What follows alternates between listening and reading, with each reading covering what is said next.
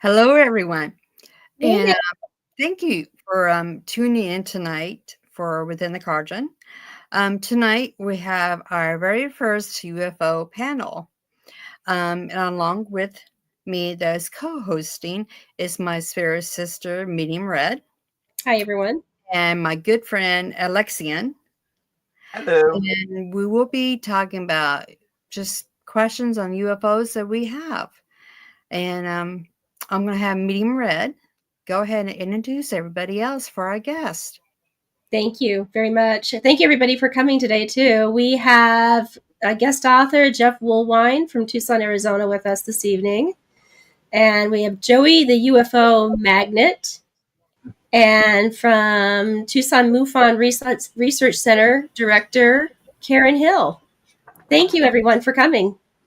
Yes, thank you for being here with us.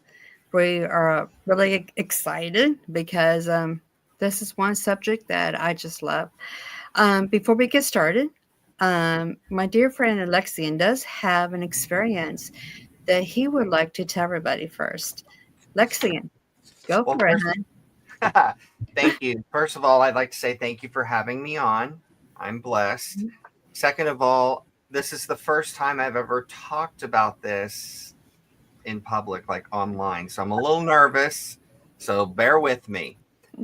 But my experience goes back to my childhood on the farm in southern Missouri in the Ozarks. I was born and raised in a little tiny town in the middle of nowhere.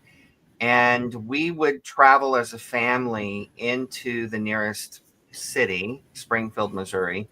And if I was a good boy, I'm talking like 6 years old here, I would get a balloon, a helium balloon. That was my prize choice, for being good all day as we went shopping at the mall and stuff like that. And one time we went and we came back, and mom went into the house to start dinner, and dad went off to the barn to start milking the cows. And my sister and I stayed outside, and I was playing with my helium balloon. And I had tied a little stick on the bottom of the string um, that counterweighted it so that I'd throw it up, and it was just heavy enough to bring it back down to the earth.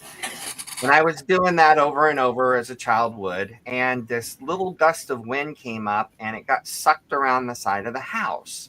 So, of course, I ran after my helium balloon. And when I ran around the corner of the house, boom, there it was. It was only about 15 feet above my head.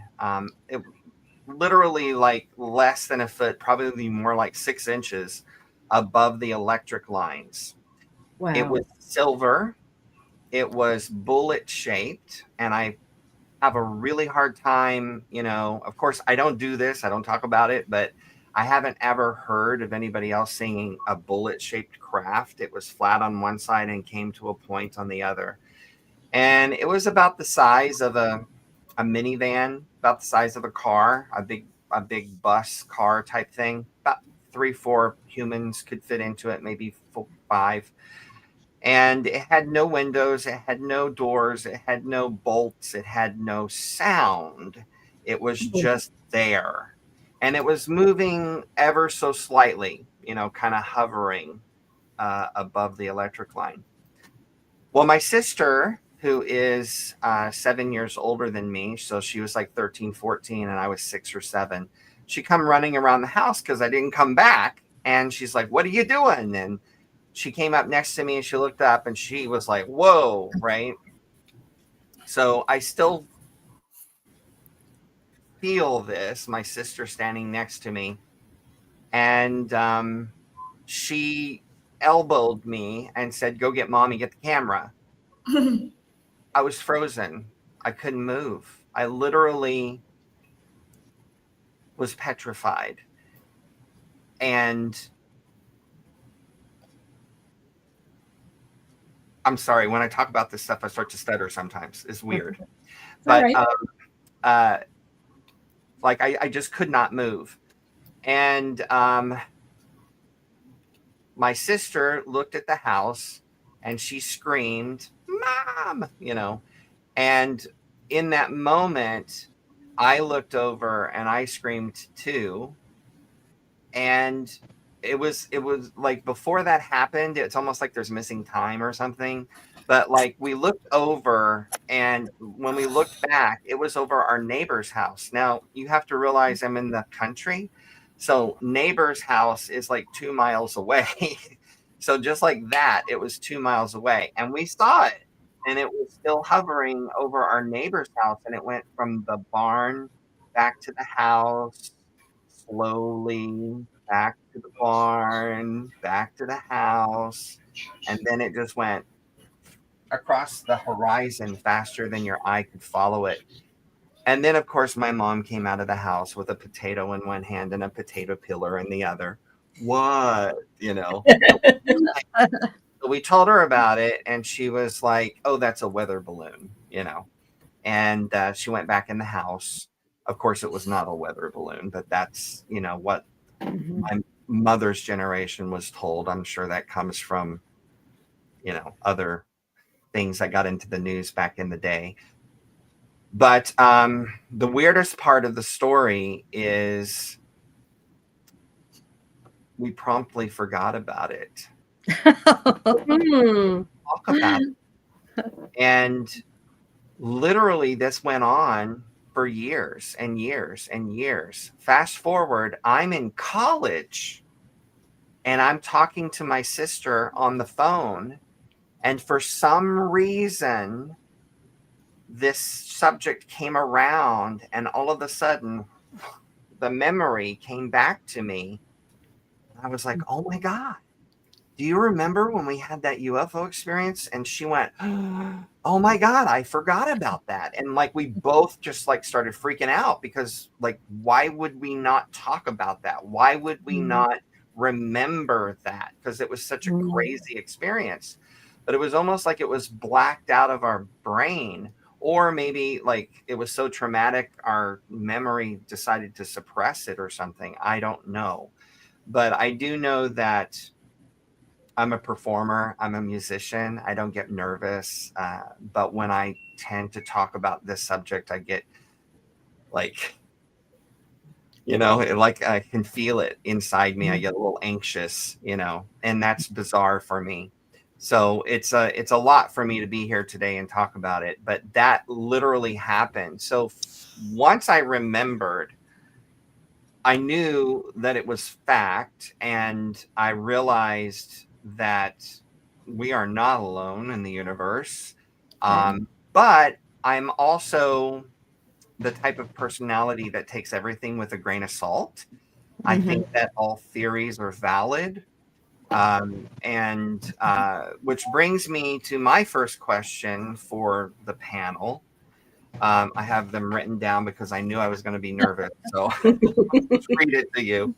My first question is, what are your thoughts on the chrononaut hypothesis, the idea that UFOs and their occupants might not be extraterrestrial at all, but rather future humans traveling back in time to observe or study their own ancestors, meaning us? Like, that actually went through my mind. And then I thought, I found out there's an actual name for it, chrononaut hypothesis. So what do you think, Karen?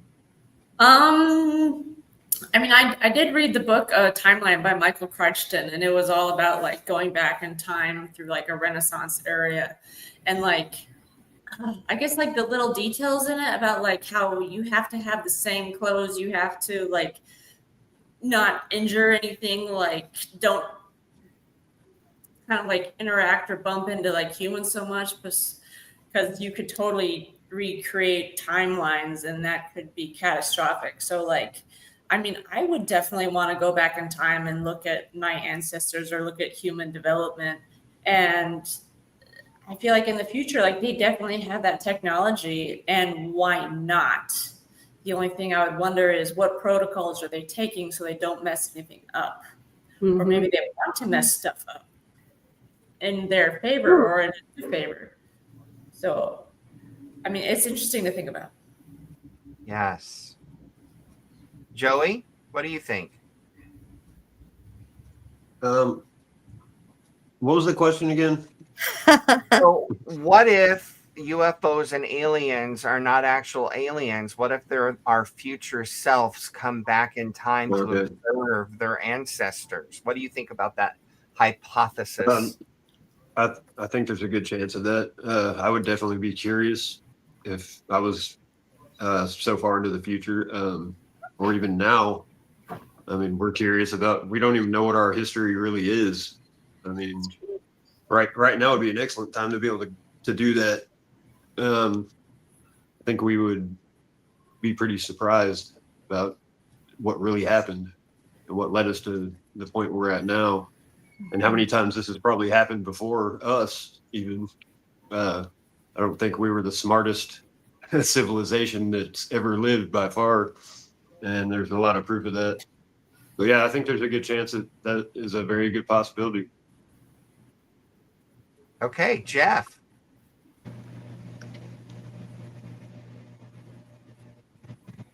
Well, my internet's kind of breaking up, so I'm hearing bits and pieces of you guys. So I think what I understand is, do you think that these UFOs are from the future or time travel? And though I think it's possible, time travel is possible. It's do I think the UFOs are time travelers? No. So there's no evidence in history of this. But it's possible for us to possibly maybe manipulate time, go into the future, go into the past. We've had that Philadelphia experiment. I'm sure you guys are familiar with that, where the battleship actually went into time and then came back. So it's very possible that there is time travelers, but as far as the UFOs, time travelers, um, I'm not ready to go that far yet, but it's possible. Sure, why not? Thank you. And Meeting Red, do you have the next question? Are you there? I do. Just like you did, Alexian, I have mine typed up too. What is the common misconception about the nature of a UFO or a UAP encounter that you believe we as a society need to overcome? Start with you, Karen. I'm in so many different like UFO groups on Facebook, and like when aliens come up, like so many people think they're demons, and then so many people are like, you're gonna get anal probed, and it's just like people have no idea what is going on. Like I highly doubt it. It's either of those, so just like, yeah, like stop thinking negative and just like open your mind. And I had another thought and it escaped me. Oh, UFOs. Something. I'm gonna pass and come back to it. Maybe I'll remember it. Yeah, that's perfectly fine. Absolutely. Okay, I remembered it. So this sort of so I was watching Resident Alien, and then they went to a UFO convention and there were people cosplaying as aliens, and I was just like, no, that is not real. That doesn't happen at UFO conventions. Like, I hope no one else watches this thinks, oh, that's what you do at UFO conventions. You dress up like an alien and be silly. And I was like, no, everyone goes there with like the expectation to learn stuff that they didn't already know. And it's definitely more of learning and mind opening and mind blowing and not silliness. That's awesome. Thank you very much. Mm-hmm. Joey? First off, the Uranus jokes gotta go. Write something new already. Then everyone thinks they're the funniest person when they come up with the Uranus joke. Like they're the first one. And that and the anal probing, man. Everyone knows they quit the anal probing program back in the 80s. So,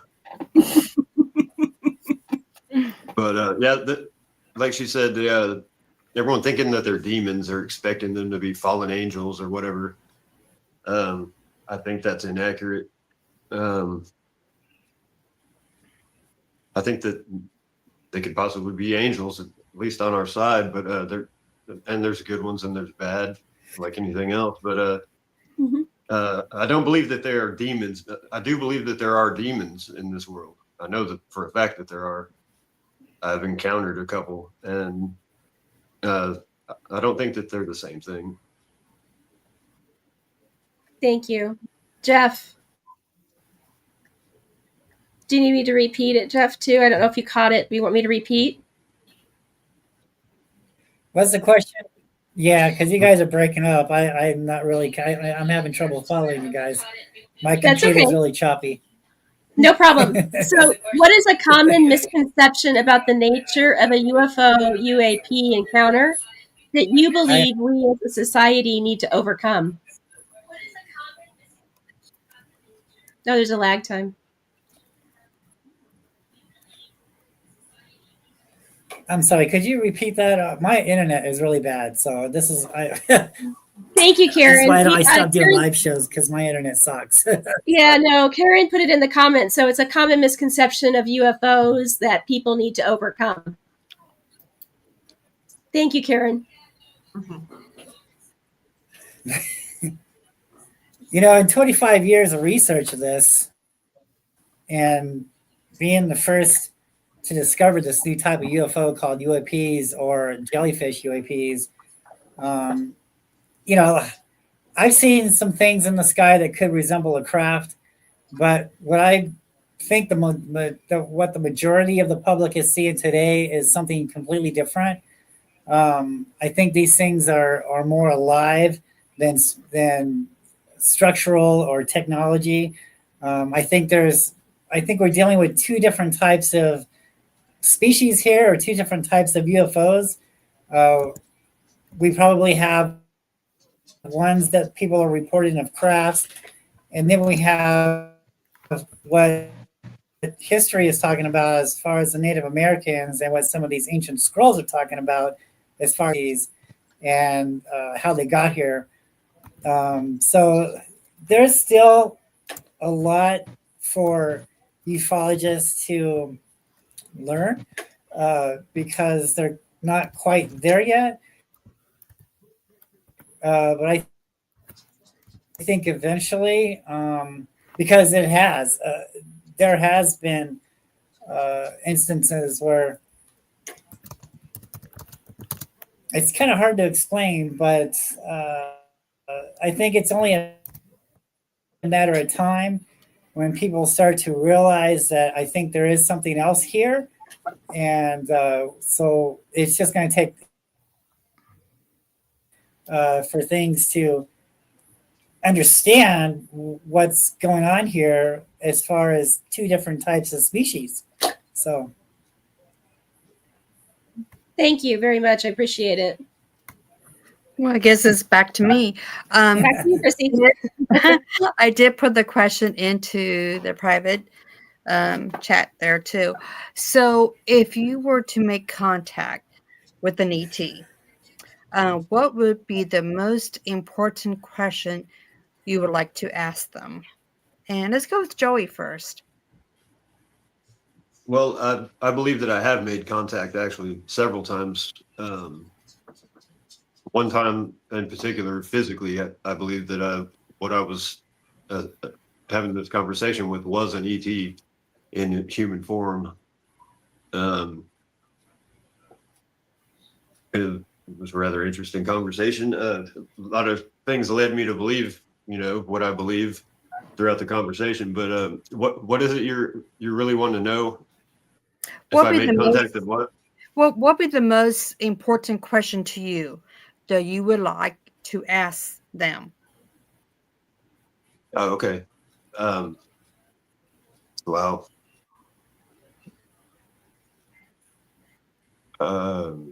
So many. Yes, they are. Well, I mean, there was the one, probably the one question which I actually did ask this being, this girl, was, "Where are you from?" And her reply was, she looked straight up at the sky for about 10 seconds and then dropped her gaze back to mine and said, "Well, Glenpool," which is a town right outside of Tulsa. And I'm thinking, yeah, right. I actually asked her how old she was too, which she replied 21. And I said, what, 1,000 or? How about you, Yeah, Karen? where they're from basically is what I would want to know Are you from? first, anyway, followed by millions and millions of other questions. Yeah. How about you, Karen? I probably have too many questions. One is like, I would just randomly ask, can you teach me telekinesis? And then I would be like, what are you doing here? And Nick Pope was asked this question, and his response was probably the best I've ever heard. But he said he would ask the ET, what is it that I should be asking you? Like, what is the smartest thing I should be asking you for you to tell us? That is very good. Yes. Yeah. I'm like, oh, I should remember that in case I made the ET. It's like How asking about the you, genie Jeff? for three more wishes. Yeah. How about you, Jeff?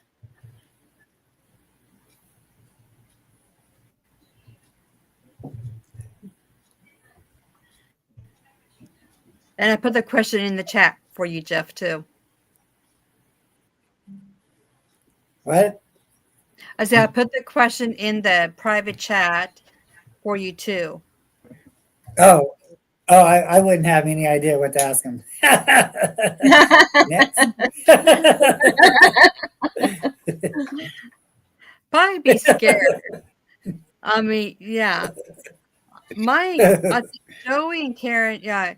I mean, Joey, I'll be like saying, like, where are you from? How old are you and stuff? I'll be very excited about that. And Karen, yes, the question the answer the Nick gave was really good. And I hope you remember that too if you ever come across one. That's well. Back to you, Alexian. Okay. So, okay. So I have a comment on this question after I ask it. The interdimensional hypothesis suggests that UAPs are not from another planet, but from another dimension. Does this explanation help address why alleged aliens often appear humanoid? So, I've often thought that what I saw as a child maybe was coming out of some sort of portal or something, because it was flat on one side and came to a point on the other. But what if on the other side of that portal there was another thing that came to a point, and guess what shape that makes? Saucer shape. So what do you think, Karen? Interdimensional. I've heard that the majority of extraterrestrial life out there looks just like us. So, I mean, they could be interdimensional or extra dimensional. Like they're just going to be here regardless. Joey. I think with all that we're finding out now with the quantum mechanics and quantum everything, I think that's one of the most plausible explanations for what's going on with the UFO thing. I've personally captured photos of what seem to be portals in the sky and other places here on the ground even. And I can usually sense when I'm near one too. I'm not quite sure what to do with one when I come across it yet. But I mean, I know that the portals exist. There are gateways to other places. If we can just figure out how to utilize those. So why wouldn't they be coming from other dimensions? All right, Jeff. Let me type it in.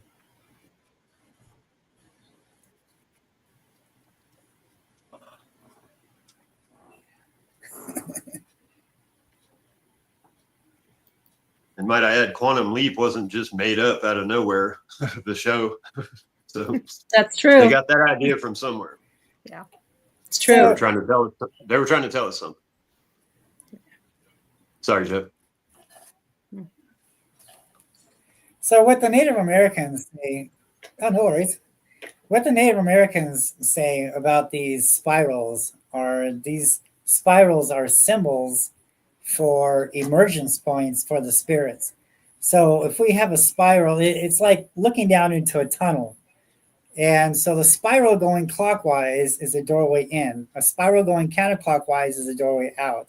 Now, when the spiral ends down, most of the time, 9 times out of 10, that spiral will end in the crack of the stone or the boulder.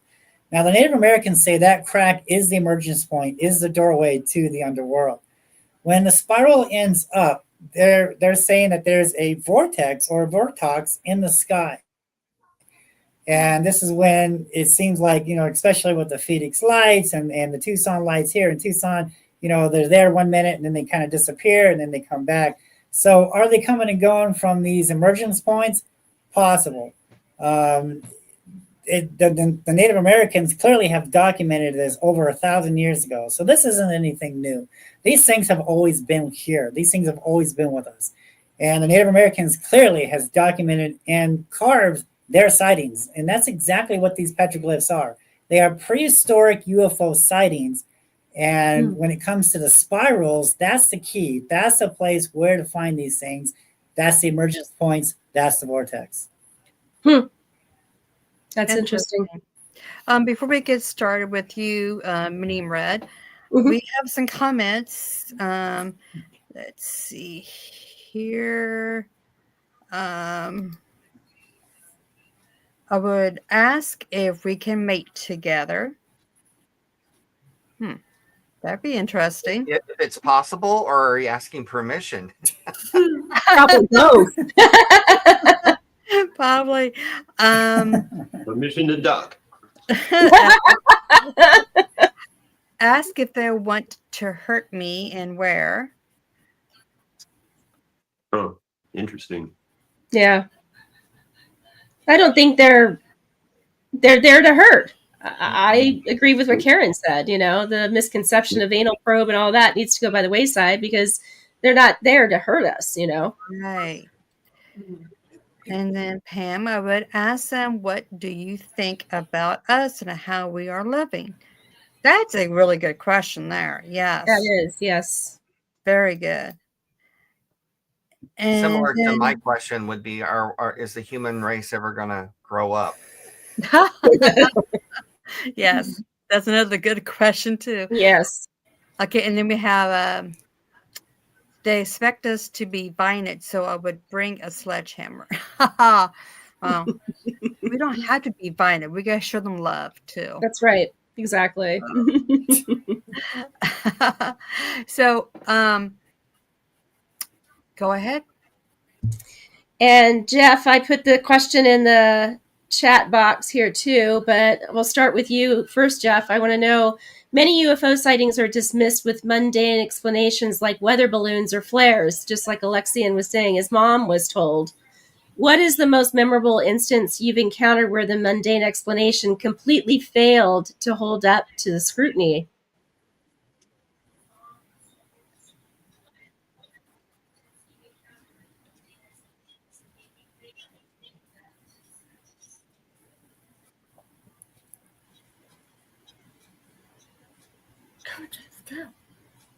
Oh man, we're gonna have to go back with history. What does history say about these things? History tells us that these things have always been here. They've always existed among us. At least for the past 1,000 years, things have gone quiet. But over the last 80 to 100 years, and now things have been really progressing and picking up. When we look at the petroglyphs, they show us what these things are. And it's really hard to deny something that was carved over 1,000 years ago and then seeing the exact same thing in the sky today in front of your own eyes. So that's just proof positive that these things are here, these things are real, because of what history tells of them. Thank you, Jeff. Karen, how about you? I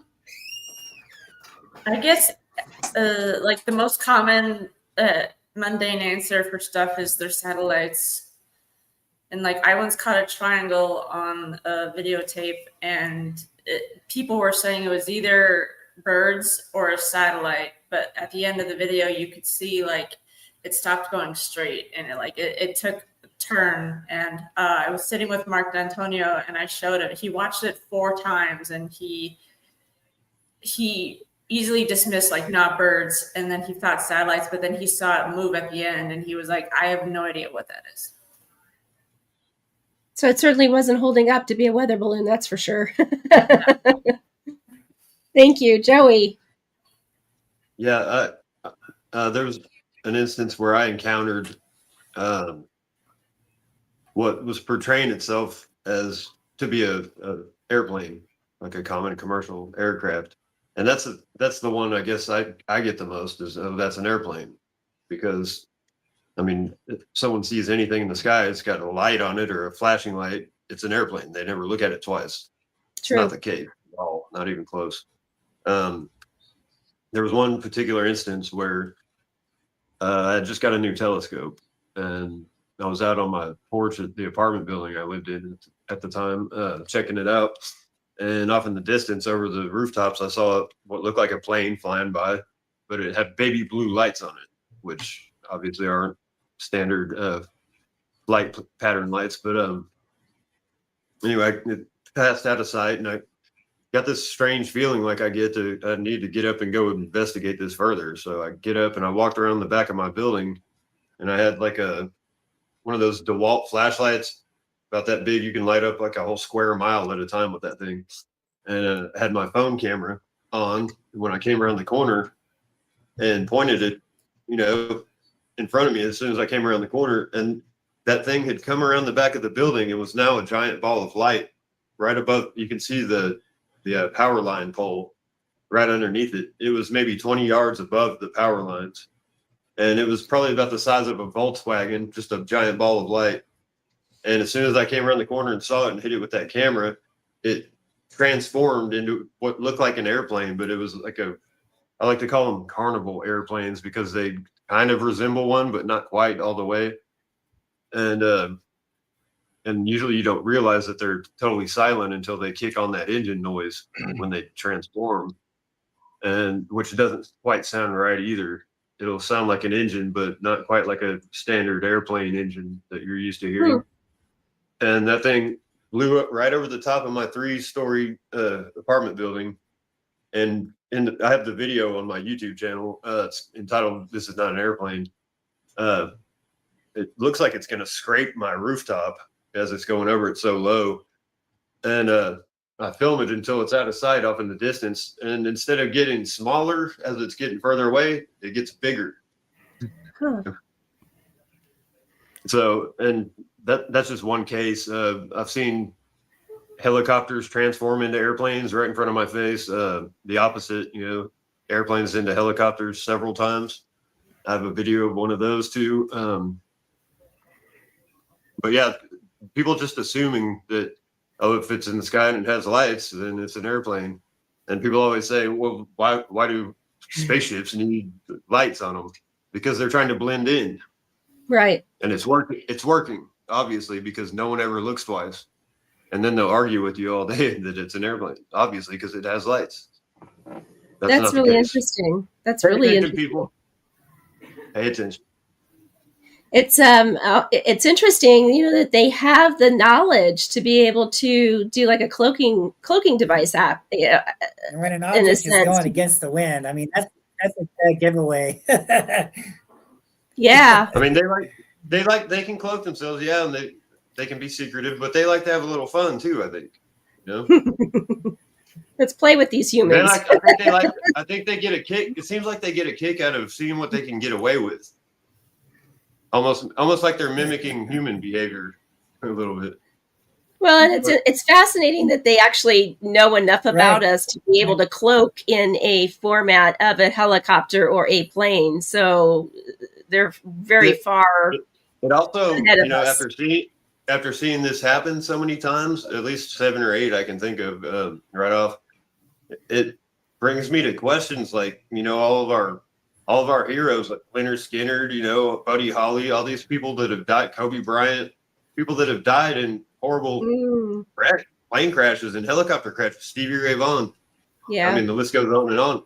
Was that actually a helicopter that they got onto? Or was it one of these things that purposely did what it did? That's interesting. That's a great hypothesis too.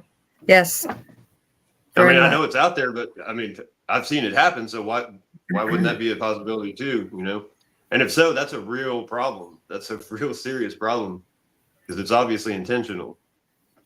That's interesting. I don't know how we would go about proving that. I've racked my brain for years trying to figure that out.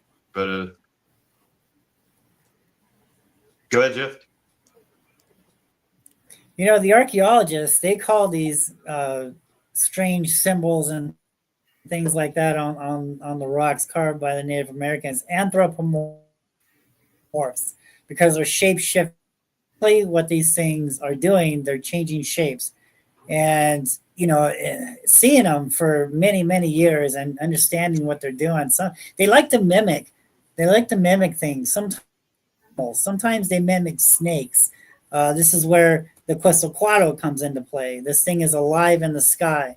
I have filmed Quetzalcoatl flying over South Mountain in Phoenix, Arizona, many times, and I can tell you he is alive and well and flying around in Arizona. And I'm sure he's over there in Mexico too, because we've seen tons and tons of these flying serpents over Mexico. And what are they doing? They're changing shape. So yeah, they like to mimic, and that's what some of the rock art is depicting. They're mimicking humans. Sometimes they like to look like humans. And this is where the carvings of the lizard men come into play. Interesting. Very. It's back to you, Chrissy. Let's go ahead and show another comment here. Sandra Wallace. In Ancient Aliens, they talk about aliens teach our ancestors technology to help us along. Do you think it's possible for them to come back and teach us again? That's a good question. So, anybody want to comment on that? Karen? I would say yes, but maybe they got to do it in a sneakier way. Like, hi, I'm from Venus, and this is how you heal people. Like, it's got to be like low, and like I don't know. I've heard of people like getting downloads from ETs. Like, I would say Nikola Tesla definitely was getting downloads of how to invent fun stuff, and so I mean, I would love some downloads, but yeah, I'm sure like downloads is one of the ways we could get information. Love it. Very good. Okay, back to me. Okay, let me just put it in there. Okay, you guys can see it. What is the biggest challenge you face in your work? Whether it's dealing with skeptics, lack of information, or lack of evidence. And Joey, we just could start with you. Okay. There's definitely no lack of evidence in my case. Plenty of that. I would say, and not even really, scrutiny or disbelief or anything like that, especially now. Like I always say, like, I'm not nearly as crazy as I was 7 years ago. In other people's eyes now. 7 to 10 years ago, I had to fight for every single thing I ever filmed. If people want to argue with you, if that's an airplane, that's this, whatever. Drones weren't really out yet, so they couldn't say it was that. It's a bird, I think drones kind of took the place of birds as far as explaining away things. But I mean, there's so many things. The worst one I would have to say is, well, for me, having evidence taken, having it disappear, it has been a real problem for me. And a couple times where there was one video in particular that I usually don't bring up because it's, I mean, even to me, when I hear myself say it, it sounds so ridiculous that I usually just don't bring it up. It's not for most people yet, and I don't know why they chose me to show me that, but I was helping a friend of mine, Darren Evans, a fellow paranormal investigator known for the Zozo phenomenon. I was helping him on a siding repair job out in Beggs, Oklahoma. And at that point, this is about probably 6-7 years ago. And at that point, I had just reawakened to all this stuff going on. I was kind of blind throughout the whole middle part of my life for some reason. I got brainwashed or something happened to where I didn't really think about, UFOs, and definitely didn't go searching for them like I do now. But I just kind of been reawakened to the whole situation. So I was filming everything I saw in the sky at that point. Every plane that went by, every large bird, anything that seemed significant to me, or that could possibly do something else, in flight, like I had seen. But so I'm filming this little small airplane, like a small Cessna looking plane off in the distance. And as I'm filming it, it looked like it was melting away, like from the nose back. And it looked like liquid mercury kind of blowing back and melting gradually in the wind, as it flew. And once all that melted off, it was a hawk underneath, and the hawk flew off and disappeared. And I got all that on video, and I had one witness, another guy on the job, and I looked at him after I turned the camera off, and he looked at me and he just nodded his head and walked off. But that video, I had it saved on, different SD cards. I had it on my hard drive, on my laptop. I had it saved in my camera. It disappeared off of everything that I had, which back then tells me that someone had almost had to have been in my house to get rid of a lot, certain forms of evidence that I had that on. And that is scary. I can see them if it was on my Google Photos storage, which it was, and that disappearing. I mean, how hard is that to get rid of? But Right. On separate SD cards that were stashed in places, and those were gone. That's a little terrifying, and it pisses me off. Yeah, Mostly. I would be too. Yes. Well, I know. Now I'm just some guy with that story. It's like, okay, dude, whatever. But I know what happened. That's all that really matters. Well, when we But yeah, it was interviewed, a pretty amazing event, man. yeah, you do have some fascinating pictures and videos that we Thank you. showed last time you was on. Very interesting. You really good for footage. That's for sure. Karen, how about you? I guess my biggest challenge is people don't want to learn. So like they say, like, where's the proof? Like, where's the evidence? And it's like, well, like, just start a little bit of research. And they're like, no. And even if you magically present it on a platter to them, they're just going to look at it and be like, it's AI. And so, like, they don't want to learn. Their minds are closed, and they're just obstacles. And that's actually really a good point that you just brought up, because in the day of AI right now, I mean, looking at anything on Facebook or anything like that online, you have to question whether or not it's real or not, because some of it seems so real. So yeah, that's actually a great point there too. Yeah, I was just having that discussion with somebody earlier, right? A couple hours ago, about how far we've come, and how I used to have to debate with everybody every time I would post a video, which I have some pretty extraordinary evidence on video and pictures, and I have about 4 email account storages full of evidence actually. But the distance we've come in, being able to prove certain things, not 100% prove anything really still, but I mean, I have video evidence of things that happened, documented evidence. But as soon as people start to come around, then AI comes out, and so we're all doomed now. People like me that have filmed all this extraordinary evidence, and that cranes disappearing in midair. When Mufon came out to do a skywatch with me, right in front, there's a 5-planet alignment, and then this crane appears out of nowhere, which is kind of out of place for here in Oklahoma, but vanishes right in front of 6 witnesses. 4 of them were MUFON investigators. I mean, and now AI comes out. So, I mean, I'm never going to be able to 100% prove to anybody or get them to believe that anything is real. It's unfortunate. It just sets And back I don't see a way around that. everything. I've been trying to figure out a way to fix that, but I don't see one in the near future anyway, which is Wow. sad. And music, it's killing music too. People are writing songs just by typing something in a few words, and they have a song.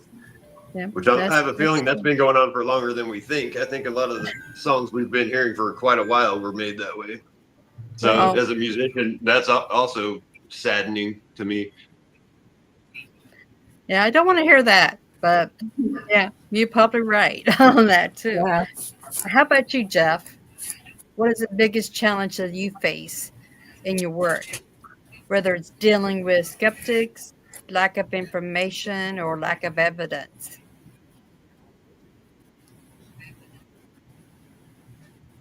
Just a little bit of a delay for him.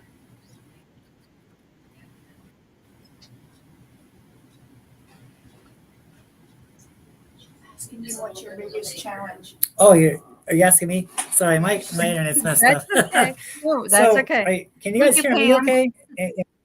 Am I break? Oh, yeah. Are you asking me? Sorry, my internet's messed up.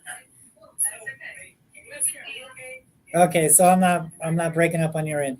So No. I think the most challenging, you're echoing. The most challenging thing that I have run up against. So when I was doing the UFO Hunter Show in 2007, Pat Uskert was telling me, now when you go talking about these things, you have to say crafts. You have to say UFOs. You have to say spaceships. He goes, you're filming some bizarre stuff. He goes, the public isn't ready for this yet. He says, you must talk about crafts. You must talk about aliens. You can't say, light creature or light being or living entity or living creature. He goes, you just can't do that, And that was the most frustrating thing one of the most frustrating things that I've came across when I first discovered this in 2005. We had evidence of the carvings that matched the UFOs that I was filming out there on South Mountain. But yet, we wasn't allowed to present this credible information. I did the pilot for the UFO Hunter Show in 2005. And then later on, we did the show Arizona Lights in 2007. So I had a few more years, to cross my T's and dot my I's. So by the time the show, met me up there at the White Tank Mountains that year, I had tons of information and tons of evidence, and they just wouldn't let me present it. And, even still, when you're posting stuff, it's unfortunate because there's so much of CGI videos out there and so much of other, weird videos, and people are trying to say, but it's not, and it's just really frustrating on how I think these CGI videos and these people who are posting these CGI videos and the people who are saying, making these claims are actually hurting ufology than helping ufology, because it's taken away the credibility of real UFO sightings. So because everyone's looking for a spaceship, so you post a CGI spaceship of a V-shaped craft, dude, that's going to go viral. But when you come up with something real, something that has actually been filmed of, lights in the sky or a flying serpent or an anthropomorph or something shape-shifting in the sky going against the wind, it's a balloon. It's automatically a balloon, is because it's just like what Pat Uskert was telling me, the public isn't ready for this. This is something completely new. This is different. And that's the frustrating thing about it. Dude, you're filming balloons. Dude, you're stoned. Dude, you're drunk. Dude, you're filming flares. Oh, and we have the 1997 Phoenix Lights conspiracy for that information. We're all seeing flares, and that was bullcrap because those lights right here in the city. So, there's just so much disinformation out there, and it's covering up what's really going on. And that's the most frustrating thing about it. And when you try to explain to people, because I get pictures, right? People are sending me pictures of it looks like this huge crap over this city, right? But when you examine it and you look at it and you understand what you're looking at, you realize that it's actually a reflection from a ceiling lamp on the ceiling reflecting off the window.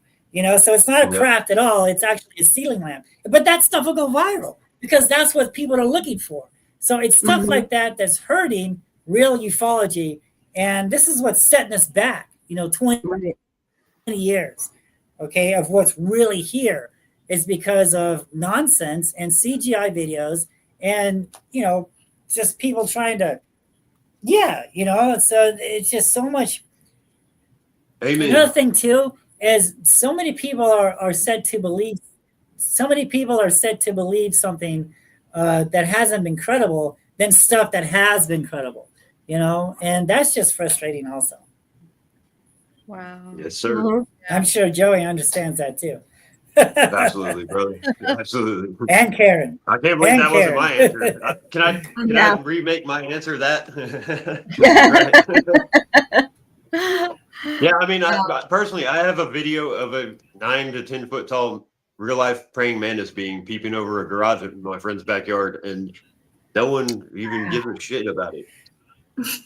It's like the holy grail of videos as far as this stuff is concerned, and no one even seems to give a shit. Yeah. I want to see it. Yeah. Exactly. Yeah, Joey sent me a lot of good, interesting pictures and videos that was pretty awesome. They're not just interesting; they're fucking amazing. Don't even look at them twice. They're like, "Oh, that's cool." It's like this is world-changing shit I've got here, and no one even. They're like, they don't even pay attention. You can do a picture book with everything you have. I am, trust me. There will be several. You really should. Margie K's waiting on me to send her one. She has been for a couple years. Well, she just messaged me recently saying, "What's up with that book?" It's like, man, it's hard to figure out where to start. But I have started. It. Hopefully not before the end of the year. Oh, good. Alexian, we're back with your last question. Okay. So this one's more techie. So some sightings describe objects with seemingly impossible flight characteristics, like mine. Are there theoretical physics concepts such as warp drive or extra dimensions that could one day explain such technology? So are there theories in science today that are kind of pointing in the direction that would explain this rapid acceleration and 90-degree turns and such? Right. Joey, we'll start with you. Oh, Jeff. Can you repeat that one more time? I'm sorry. Yep. Some sightings describe objects with seemingly impossible flight characteristics. In other words, zip, right? Or 90-degree turns. 90-degree, yeah. Are there theoretical physics concepts, in science, such as warp drive or extra dimensions that could one day explain this technology? No. I actually just read on my iPad, because that's what I do to fall asleep at night, and I'm always reading science and technology and health, that there is a theory for warp drive now. There is a theory. It's an irrelevant question, I guess. Yeah, but there's a theory. Yeah. Okay, Karen. I think Jeff really wants to talk. Okay, we'll have Jeff go next. Well, if we're going to look at technology, then what's to say things? What's that? Okay, so what's to say these things aren't harnessing the electromagnetism? So for instance, when we take two magnets, right, and we put them together, they stick. When you flip them around, one quickly goes away from the other. Well, if this is possible, what if there's technology out there that has able to concentrate on the electromagnetic field here, the zero in on that magnet, and so let's just hypothesize. Let's just say that they have this supercomputer where they say they want to go to Earth, so they type in Earth and it zeroes in on that magnet, right? So it brings them all the way to Earth, and then if they want to go away from Earth, they reverse the magnet and then they go further out. So what if it's possible that they're zigzagging around through a magnetic field some kind where they're harnessing and able to use this type of magnetic field to propel themselves through the sky? That's an interesting concept because you always think about gravity, but you never really think about the electromagnetic fields of the planets, the sun, the solar system, the galaxy itself. Right. Interesting. Right. Exactly. Right. The only thing I've heard of is 5D, is that if they're interdimensional, flip the magnet around. And they're, But it seems so unstable when you flip the magnet around, right? It's not nearly as stable as in locking together. It's totally random when you turn them around the other way, the way they push apart. So how would you go about evening that out? I wonder. Well, what if each different planet, so let's say Earth has its own type of mineral rock magnetized, and then so Venus has its own type of mineral rock magnetized, and what if it's different metals? So like I said, what if they're able to harness tap into Earth, and then they tap into Venus, and they're going to go straight to that planet, and then they go straight to another planet, and there wouldn't be any problems from them going back and forth because they're in cahoots with that magnetism, and they're shooting towards that planet. That makes sense. Yeah, absolutely. I didn't think you would be able to answer that, and you just did. Maybe. Okay, Karen, go ahead and finish up what you was going to say. All I've heard is people suggesting 5D, where they're just traveling from a different dimension and they're just popping into ours. And I guess, I don't understand much about 5D at this moment, and I don't really think anyone does. But I feel like whenever our physics gets better and we know more, I feel like we'll be able to understand more and could explain it. I think the only way our physics can get better is by going completely obsolete, because that's what you're looking at when you deal with this. Our physics, as we understand it, means nothing when it comes to this subject. So, okay, Beating Red, I guess you're up next. Mine is probably a funny one, but Skinwalker Ranch. I'm fascinated with Skinwalker Ranch, and as a medium that talks to dead people, and as well as on a paranormal show, I know that oftentimes the shows will skew themselves to, in my industry, a little bit on the darker side. So to Joey's fact of more demonic and negative energy.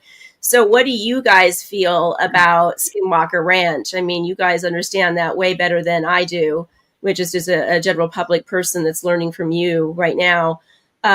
Is that just TV Hollywood that's going on, or do you really believe that there's something going on in Skinwalker Ranch that is UFO based or paranormal based? Karen? I've been watching that show, so I feel like I'm up to date and I've seen every episode. I think it's interesting how they've actually found there's a dome above the triangle, and I think maybe it's just a door that only like extreme physics can explain, but maybe it's just a door where things are just coming and going all the time, and maybe the skinwalker activity is like the security that's just hanging around the door. And maybe Oh, that's interesting. Mhm.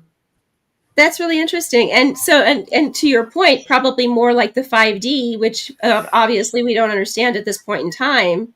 Maybe they're just buzzing in from one dimension to our dimension and buzzing back out again. So, yeah.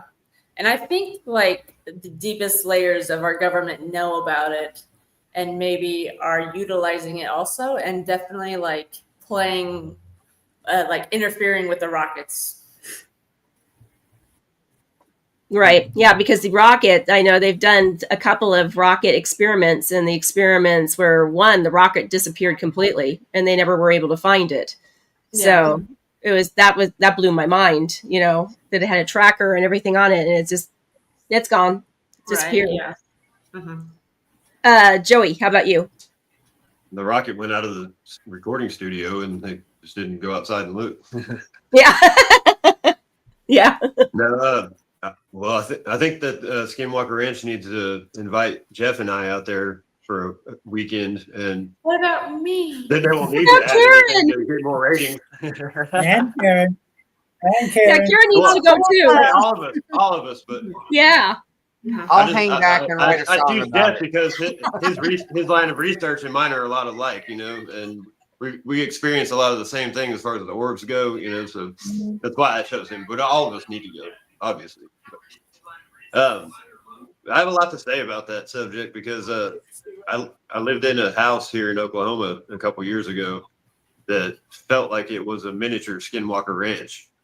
I mean, all the same kind of. I mean, I've lived in a lot of different places in Texas, West Virginia, Florida, and Oklahoma, and experienced the whole spectrum of spirits to UFOs, cryptids, and stuff I don't even know what to call, like talking geese.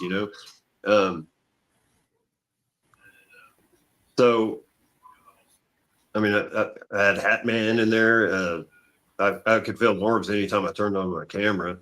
There was also this. It was a one-time occurrence where it had never happened before, and I haven't seen it happen again since. But I experienced this heat wave-looking being that I don't really know what to call it. I've never heard anyone else even talk about anything like that in any kind of any story or experience, abduction, anything like that. I've never heard of this, and it was like a humanoid form, but made up out of heat waves.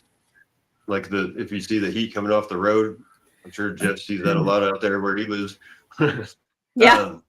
Me too. It was almost like something trying to. Oh yeah, you're from out there too. Yeah, so Karen too.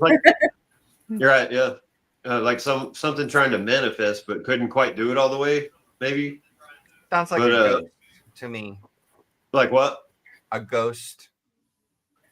A ghost. I don't know. My theory on that is because there were several weird things that led up to me noticing this thing in my house. You're echoing. Yeah. Am I? Not you, Joey. Oh, okay. For one thing, there was a helicopter that flew over, which that happens a lot. Whatever, no big deal. But this thing was close, and it stopped right over my house. It sounded like I didn't go outside and look, but I was sick at the time actually, and I was laying in bed, and it stops right. I could hear it coming for a ways, and then when it got to us, it sounded like it was hovering right above us. I thought it landed on our roof actually, as loud as it was, and as long as it was there, good 30 seconds to a minute, it sounded like it was on my roof, and I was so dog sick that I wasn't about to get up and go look, but I mean, I really wanted to, but then it went on its way, and it wasn't. Maybe 10, 15 minutes after that, I started noticing this thing, and it took me a while of, checking myself and making sure, because I had my girlfriend over at the time, and I didn't say anything until I was absolutely positive that I was seeing something, for one thing. But there's a series of other little small things that in between the helicopter and actually noticing this thing that happened, I won't get into, but they were different things that didn't normally happen around there, and pertaining to other people that lived in the house. They started acting really strange, and then within 15 minutes, I noticed this thing, and this thing was so fast. It was either I couldn't figure out if it was either a bunch of these things in my room or just one really fast one, because it would be right here in my face, then it'd be back in the corner, then it'd be over here, then over here, moving like that fast all over the place, and that was freaking me out. And so I'm sitting there thinking to myself, like, I'm looking at her, and she's watching TV, oblivious to anything. And I waited maybe 5 minutes to make sure that this was really going on. And because contrary to popular belief, I do go for the scientific, explanation for everything that I encounter before I say, hey, I present it on Facebook or YouTube as this is something strange. You need to look at it. I've gone through a whole list of hundreds of things before that point, mm-hmm. And it's when I can't check anything on that list that I present it to the public. But so I finally looked down at her and I said, do you see that? And she's like, what are you talking about? And I said, just look. She's like, where? I was like, just look. Pick a spot and just focus on it. So she did, and she goes, oh my God, what was that? And she goes, oh my God, what was that? And I knew she was seeing it because her eyes were going all over the room. And so she starts screaming, and I had a fire going in my fireplace at the time, and the first thing out of her mouth was, we're getting carbon monoxide poisoning from the fire. And I started laughing. I didn't think much of anything was funny at the time, but that made me laugh. And I was like, we wouldn't know if we had that, So it's not that. So anyway, this went on and on and on. And that thing actually hung around all night. She fell asleep eventually, but I was sitting there watching it all night. And it hung around up until the next day, almost 24 hours. It was there just doing its weird, thing. Wow. But my theory on that is that it was some type of military thing. Because I had one other experience about a year before that where I lived out right by the Arkansas River in West Tulsa. And we had bought the plot of land. It was the very last lot on the left. It sounds like a movie. Right before you hit the levee, and then the river was right on the other side. And that place, I guarantee you, was some kind of portal. That whole area, the veil was way thinner over there. A lot of strange things, a lot of homelessness, a lot of, just people hanging out by the river doing suspicious things. And I had an encounter one night where I was outside smoking a cigarette at about 10:30 at night. And I was about 20 yards out into the yard over close to the fence that divides our lot from the levee. And I'm just standing there looking up at the sky, and all of a sudden I hear thunk. It sounded like someone fell out of the tree right in front of me and hit the ground, but there was nothing there. And I looked around everywhere else, and there was nothing there. I could hear it clearly came from right in front of me, right underneath the tree. And it sounded about like the weight of a body hitting the ground, and that was it. I never heard or saw anything after that. But I'd just been reading up on the new cloaking technology the military was coming out with, and those shields that bend the light around them, and to where you can't even tell that someone's standing there. So I was wondering if it might have been some kind of military tech that, for some reason, they wanted to see what I was doing. I don't know why, but anyway, that's what I think it might have been. So really interesting. Wow. Jeff, what about you? What do you think about Skinwalker Ranch? And I put it in the comments too. When you look into that, thank you. When you do the research on Skinwalker Ranch, you'll learn that it's not necessarily the ranch itself, but what it's sitting next to. So if you notice that not too far away from Skinwalker Ranch, there's a huge canyon there. And this canyon is full of petroglyphs. And these petroglyphs have spirals representing doorways and anthropomorphs in that canyon. So when you see something along that whole canyon there, that is the emergence point. That is the doorway. So when Skinwalker Ranch see something in the sky or whatnot, they're really heading towards that energy spot.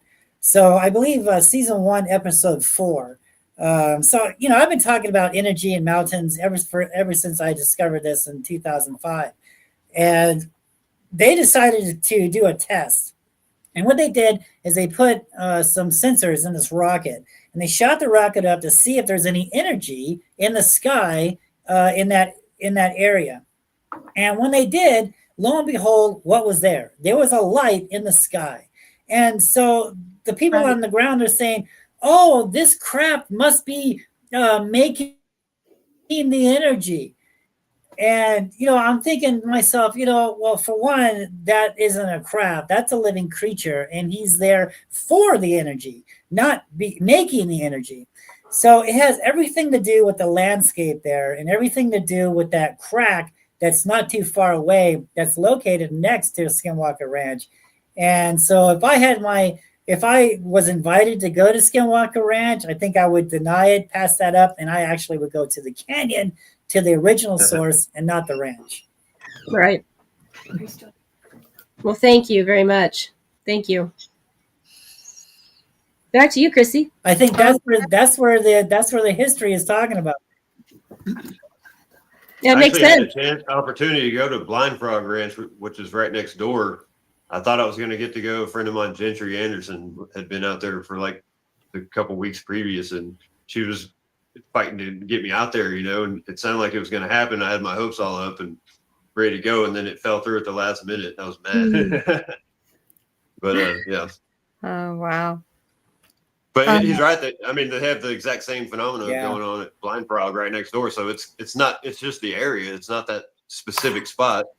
It's the history and the everything that's gone on around that area throughout time. Well, they basically talk about that with Sedona. I mean, Jeff and Karen, you've heard about that with the vortex, and Sedona being the red rocks and everything. They talk about that as well as being, a potential vortex for. Yeah. But they say it's not as much the red rock as it is the quartz crystal underneath the city. That's what I've heard too. Yeah. Mm-hmm. Chrissy, it's up to you now. Okay.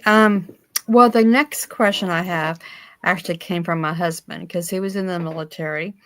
So what is being done to protect the careers of military personnel and other potential witnesses who have come forward with credible UAP information? That's a good question. That's a very good question. Karen, we start with you. I have no idea. I don't know anyone currently in the military or what happens to them when they say something. But I know that they're all like afraid to say something, and I'm like, are you free to tell like the nearest person, and then they're going to get you in trouble, or is it going to like snake around as mystery people getting you in trouble? I don't know. I don't think any of us can really answer that question. I'd like to, but I have no idea. When he say we like to ask, because we watch almost everything. He watches everything, I should say. So I have a friend. Go ahead, Jeff. I have a friend that is in military here at Davis Monthan Air Force Base. Matter of fact, he helped me move, and he's and I asked him. I said, "Have you ever seen these light orbs in the sky?" And he's like, "Yeah, we see them all the time, but we're not allowed to talk about it." So our commander tells us that we're just supposed to ignore it and not talk about it. But there is somebody out here watching these things. I mean, ever since 2004, when I was filming the Phoenix Lights over this power plant, there were helicopters and airplanes hanging around about a mile or two up from that power plant. And these lights would come in and hover over that power plant, absorbing the energy. And these airplanes would come in and zoom in after these lights. And as soon as these airplanes got within a mile perimeter of these lights, the lights would start to go away. Airplanes would sit there and circle. Airplanes go back up. Lights would come right back over that power plant. It was a cat and mouse game the whole time. So when I made the news to that, I started finding out. Then I started hearing these airplanes circling my apartment. All right, and they would watch us go all the way to where we set up to watch the lights. They would circle up there, and then they would follow us all the way home. And especially when in 2005, when I moved to South Mountain, and now not only am I dealing with airplanes, little white Cessna airplanes, but also black helicopters. And sometimes these black helicopters would fly over South Mountain and stop. So over the 3 years that I've been watching South Mountain, I found all these doors, all these emergence points on where these things were coming and going from. And one time I found a flying serpent coming out of a canyon at South Mountain. That made the news. A few days later, a black helicopter, went right to that area, right where he was. He went to that area. He went to that door I was watching, the next door I was watching, to a door I had no idea about, to another door I had no idea about, to another door I was watching, to another door I had no idea about, and then right back to that same door where I saw that flying serpent at. Now, how did he know? He did this 3 times. How did he know where to go? This was like in the morning. I was the only one that saw that creature come out of that canyon and ascend into the sky. How did that helicopter know exactly where to go? And, over the years watching what's going on here, there's somebody monitoring this phenomenon. They're watching closely. And then when you make yourself public, when you're coming forth and you're posting YouTubes and you're writing books and you're doing shows and news interviews, then they're going to start watching you now. And that's exactly what has been going on for the 25 years of research that I've been doing in this. And now these airplanes, you can point them out, man. As soon as we get to this location here in Tucson to watch the lights, people who come up here and watch the lights with us, I said, watch. Here comes that airplane. Watch what he does. Another fleet of aircraft out in the distance where they're coming and going from the Tucson mountains are out there trying to chase these things away. And a lot of times it works. A lot of times it doesn't. The lights are there. So are the airplanes. Sometimes these things chase the airplanes away, and sometimes the airplanes chase. Wow. That this is here. That this is real. And they've been monitoring this way before I came around. Way before anybody else came around. They know what is here and what's been going on for the past 80 years. Wow. I've heard of other people having encounters with like the black helicopter and stuff after they have had encounters with like aliens. Right here. Try to Leading make up to my 2019 event, the Cosmic Invocation, my summoning event that Joshua P. Warren put on. I mean, for a month before that, the event was in July. For at least a month before that, literally every single time I walked outside, one of those would fly over. I mean, the second, I don't know how they could do that, but the second I stepped off of my porch into the grass, a helicopter would fly over. Wow. Everywhere I went. And I know for a fact, we've had some day sightings here. At this moment, go ahead. Go ahead, Jeff. We've had some day sightings here, and unfortunately, I wasn't quick enough. But yeah, there was a day sighting of a light over Tucson a few months ago, and this white helicopter came from nowhere. Not a black one, but a white one came from nowhere and went toe to toe with this object in the sky. It was sitting motionless along with this object in the sky. And as soon as I grabbed my camera out and ran it out the door, 1, 2, 3 for the camera to warm up, get ready, it was all gone. But yeah, so these helicopters are watching what's going on, and they know what's going to happen before it does. And that's the kicker. Like these airplanes will come into this area, there's nothing there. But as soon as they get close, boom, there's something there, and then when something leaves, boom, these helicopters come right back to that area. And in 2005, I had these white airplanes flying over my apartment heading towards South Mountain, and I noticed, and I filmed a lot of them, I noticed this little black bubble under the aircraft. And I'm really starting to think that when the energy starts to build up over here, I think the government has some kind of technology where they see that energy building up and they know exactly what's going to happen there, and so they zoom over there right before to try to stop it or to try to monitor it. But I really think that they have some kind of infrared where they know, or some kind of, I don't know, something where they know something is going to happen there that's not normal. Do I think these things are capable of being seen on radar? I'm really not convinced of that yet. Yeah, right. I'm not convinced that these things are able to be seen on radar, at least the stuff that we're seeing, because these things have the capability of going in solid rock.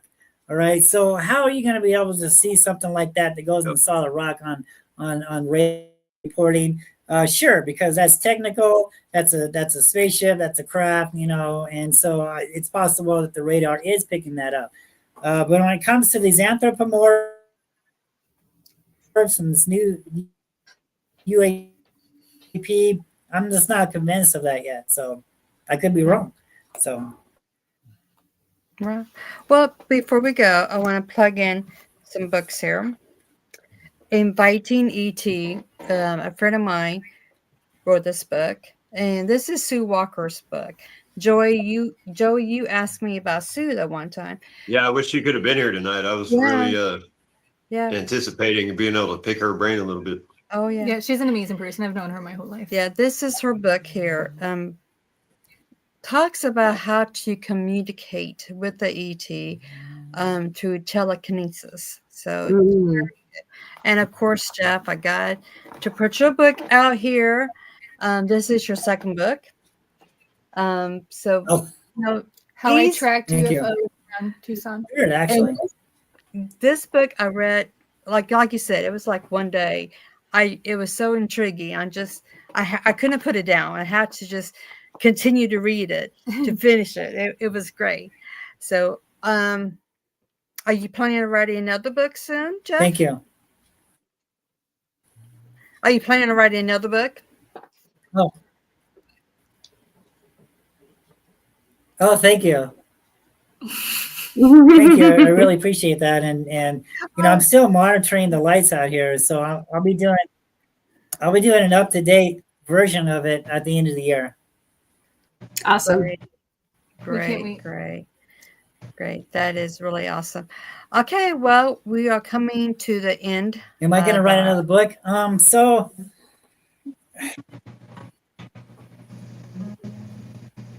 I'm sorry, my computer's really lagging, so I'm like. No, it's okay. Are you going to write another book? All right. Are you going to write another book? I don't know. So I'm still in the process of writing that book. So that book isn't completed yet. So so at the end, the lights has changed patterns a little bit. So I'm still monitoring the lights. And so at the end, I'm waiting for the end of this year to find out what's going to happen next with these orbs. Because right now they're concentrating on the west side of the mountains there. And I really think it has everything to do with the solar flares that we've been having. And if we haven't been having these solar flares, then I think that the orbs would continue to move east to west, following the rotation of the Earth, collecting the energy over the fault lines, coming in at different times of the night. But because of these solar flares, it's been that reoccurring, bam, bam, bam. These solar flares are concentrating on the left side of the disk, the north of the sun disk, which is, the west of the sun disk, which is west. And I believe this is the reason why these light orbs is concentrating right now for so many months on the west side of these locations, not only here, but in Phoenix and also in California. I went to California and I found lights out there. So now I have someone out there watching the lights also. And it was oriented towards the west. So I really think that it has everything to do with these solar flares. And once things start to calm down, then these lights should continue to go east to west, following the normal path of 2004. But I'm still working on that. I'm still monitoring, and we're just going to have to find out what happens next at the end of this year. I'm thinking that they have kind of of the earth. I'm thinking now that they're going east to west, going against the current of the earth, collecting the energy there. So I'm kind of predicting that in December, at the end of the solar cycle, that they will be completely way west of Tucson. That seems to be what's going on here. I don't know for sure yet. It does seem that they're migrating more west. So it's possible that at the end of the cycle that they're going to be way out there. And then in January, they'll be back, and it'll be interesting to see when they come back, because last year it was cool. They migrated all the way to the east out of Tucson. And then in January 2025, they came back and they made the cycle where they came back on the east side of the Catalinas, and then they went to the Recons, and then they went to the Tucson Mountains, and then right back to May. Boom, another solar flare. And since all these solar flares have been happening, the energy has been concentrating on the west side there. So it'll be real to see what happens in 2026 and where these things come back. And that's when I'm going to revise my book and finally complete it, because that'll be 2 years of me watching these things almost every night. And if you look at it, man, that's over 5,000 sightings. Okay, stuff is going on here, guys, and we need to get this information out there. And so I'm so thankful, to Karen and Joey and you guys, and getting this information out there because the public needs to know. And I've been trying to go to the news here in Tucson, and they're not contacting me. I sent them my books, okay? No contact. So this is a secret. Wow. And we need to expose it. So yeah. Well, I just want to say thank you, everybody. Thank you for my co-hosts, Medium Red and Alexian. I had a lot of fun. Educate myself. As well, it's really interesting to hear other people's experiences and their opinions on everything that's going on. And you are right, Jeff. We do need to speak up and let people know what's going on, because I feel like a lot more people are experiencing this, and they're just not. Yeah, I saw that. That's my daughter, who just sits here and only speaks when she wants to, but doesn't want to be on camera. Well, I'm on camera. So anyway, all the time. Anyway, I just want to say, stick around for just about a minute and a half while we get out of here. And to the audience, I just want to say share and subscribe, and please and like the video.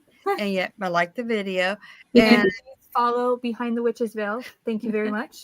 and look up Joey and Karen and Jeff. And go to the Facebook page and whatever you. If I can add something real quick. Yes. I want to bring up my my other Facebook page, Anomalous Anonymous. Okay. There's a page you can go to if you've had a sighting or you've had an experience, maybe a spiritual, any kind of encounter, and you're not used to that happening, and you don't know quite what to do about it. If you're afraid to talk to somebody about it, you can get a hold of me. Because a lot of people go nuts if they don't know how to handle these things, and they don't want to be called crazy, and it leads them to turn crazy, basically. When you can't get it out and you think no one understands, then it can turn into a bad situation. So they can contact me 24/7 on there. I've actually prevented a couple possible suicides through that page. So that's why Anomalous Anonymous. That's why I feel like it's important for us to come on different platforms and speak about it, so people feel less alone and they don't feel isolated. Yeah, it's getting easier to talk about now for sure, but there's still that little bit of stigma. In the comments after the video, about where to contact each one of you guys at, so everybody would know. But for now, like I said, like and share and subscribe, and blessings to all. And everybody have a nice weekend. Watch the skies. The skies Exactly. are exciting.